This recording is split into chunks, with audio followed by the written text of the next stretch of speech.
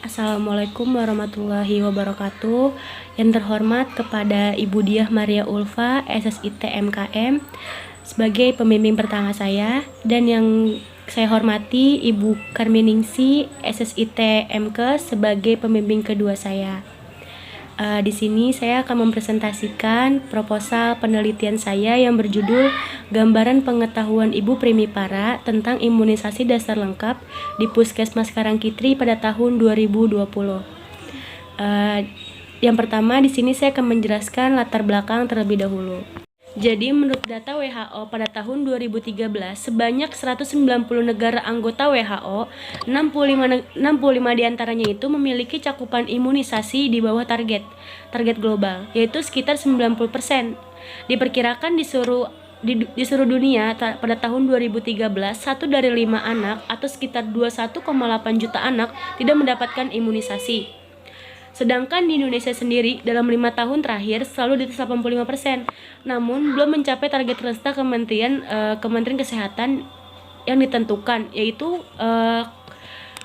target renstanya itu 92,5%. Sedangkan pada tahun 2018 itu target imunisasi di Indonesia itu 90,61%. Angka ini tuh masih sedikit di bawah target. Ini menurut Kemenkes tahun 2018. Sedangkan cakupan imunisasi di Jawa Barat pada tahun 2017 sebesar 88,8%, menurun 3,2 poin jika dibandingkan dengan tahun 2016 yang sebesar 92%.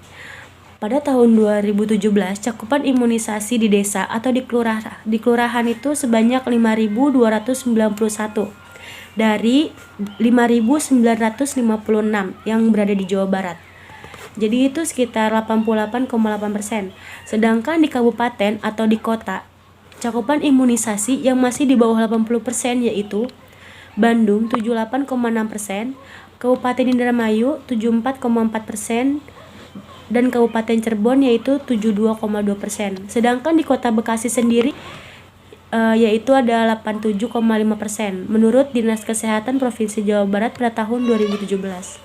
Menurut penelitian Tri Aniska dan Ira Nurmala, imunisasi dasar lengkap di RW 8 Kelurahan Wonokusumo, Surabaya pada tahun 2017 belum mencapai target, yaitu 108. Hanya 73 bayi yang mendapatkan imunisasi dasar lengkap, di mana target puskesmas itu adalah 95%. Selanjutnya ada tujuan penelitian, yaitu tujuan umumnya bertujuan untuk mengetahui seberapa jauh pengetahuan Ibu Primipara tentang pemberian imunisasi dasar lengkap di wilayah kerja Puskesmas Karangkitri pada tahun 2020. Selanjutnya ada tujuan khusus, yaitu yang pertama, dapat mengetahui apakah usia ibu dapat berpengaruh dalam pemberian imunisasi. Yang kedua, dapat mengetahui apakah tingkat pendidikan seorang ibu dapat menjadi pengaruh dalam pemberian imunisasi. Yang ketiga, dapat mengetahui bagaimana tanggapan ibu mengenai tingkat ekonomi keluarga yang dapat mempengaruhi pemberian imunisasi. Yang keempat, dapat mengetahui mengapa lingkungan sangat berpengaruh dalam pemberian imunisasi. Yang kelima, dapat mengetahui bagaimana tradisi bisa mempengaruhi lingkup pemberian imunisasi.